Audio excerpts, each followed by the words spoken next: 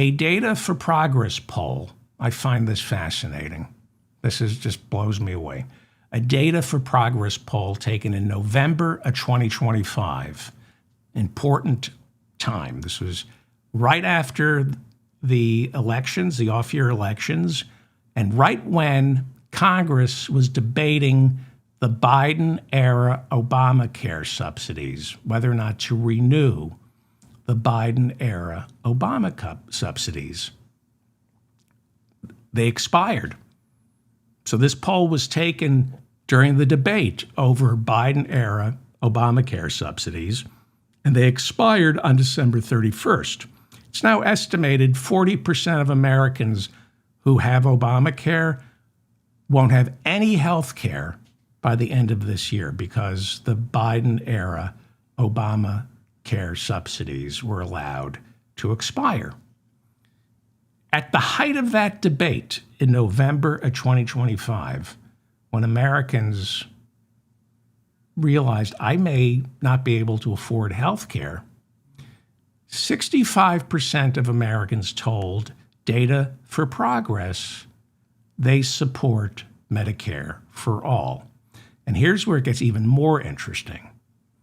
When it was explained to Americans that Medicare for all means putting health insurance companies out of business. You can't have Medicare for, that's why whenever I interview candidates and they say they're for Medicare for all, I ask them, do you support putting health insurance companies out of business? And if they say no, then I say, well, you're full of crap. You cannot have Medicare for all unless you put health insurance companies out of business. Bernie's explained this. The two can't coexist. And that's why Medicare is in jeopardy, because United Healthcare is going in there with Medicare Advantage. Can't have Medicare and Medicare Advantage. Can't have Medicare and United Healthcare. Can't have the same. And it's a little complicated, but usually, and this was one of the things I've said over the years, is why isn't Medicare for all polling better? Well, I think 65% of Americans saying they support Medicare for all. And then when it turns into a push poll, when it's explained to them, well, you do know that that means you won't be able to have a private health insurance company. It only drops down to 63%. So this is not a leadership issue. ICE, abolishing ICE is a leadership issue. You need somebody like Bernie Sanders to articulate why we need to eliminate ICE. Bernie Sanders, AOC, have done an unbelievable job articulating to the American people why we need Medicare for all. So Medicare for all is a winning message. That's how you defeat fascism. Medicare for all. I don't know why Democrats are not behind this. I don't know why. Well, I do know why. I know where Chuck Schumer and Hakeem Jeffries get their donations from. But somebody like Dan Osborne in Nebraska, which has a long history, the populist movement, you would think Dan Osborne would embrace Medicare for all with a 65%. I've never seen numbers this good for Medicare for all. So, interesting. In December of 2024, after Luigi Mangione was arrested and charged with killing a United Healthcare CEO, some polling showed Mangione with an approval rating of 27%. So here's why this is funny. I'm very sorry for the United Healthcare executive who got assassinated on the streets of New York, and I feel bad for his wife and his two children. But somebody at several polling units after this United Healthcare CEO was shot, somebody said, we should poll on Luigi Mangione's approval rating like he's a candidate for office. So Luigi Mangione, we don't know if he did it,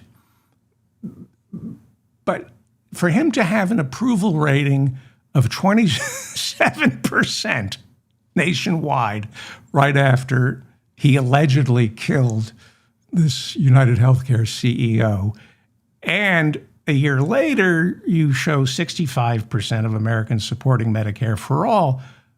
What does that tell you about the lack of leadership in the Democratic Party? What does that tell you about the state of American healthcare?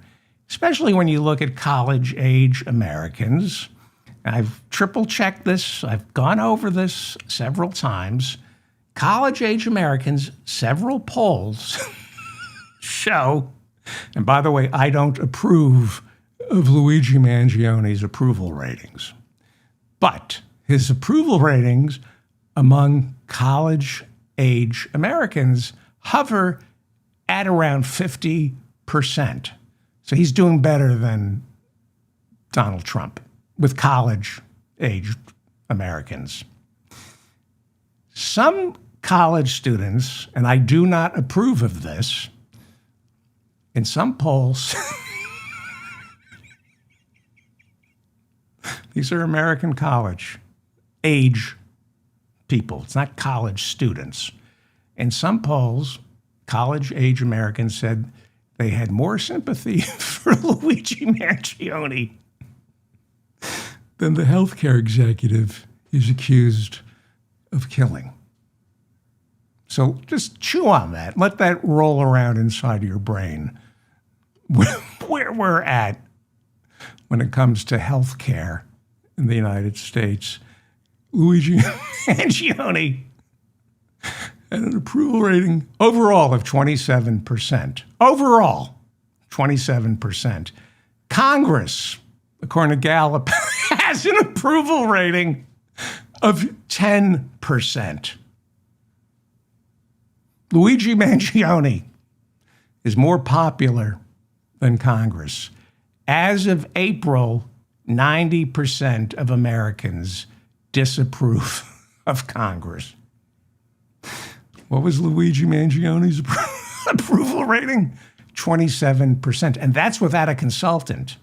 He didn't have to hire some former Obama staffer to cut some issue ads and did it all by himself. Got a 27% approval rating. Congress, the billions Congress spends on consultants, approval rating of 10%. 90% of Americans hate Congress. And it's been like that for at least, it's been heading down, but it's been that way for, on January 6th, which was one of the worst days in American history, I was always surprised by the people who said, yeah, it's bad, but I'm not losing sleep over it. Why is that? Because Congress isn't losing sleep over us. They're taking money from United Healthcare. And they're taking our taxes, they're spending it on bombs, not healthcare, not education, not feeding the hungry. That's why they have a 10% approval rating. So you would think heading into the midterms, that blue wave is about to materialize, right? Wrong. Pew Research says Democrats have a 41% approval rating. Republicans, a 42% approval rating. Amazing, right? What you think you know, what you think you feel when you ask, why is Trump behaving this way? Well, he's looking at numbers that we don't look at on a day-to-day basis. The Real Clear Politics averages show Democrats with an approval rating of 34.8%. Republicans have an approval rating of 37.9%. So those are the real clear averages. I've been over this. They're contaminated. There are a lot of right-wing polls that are in there. But Pew,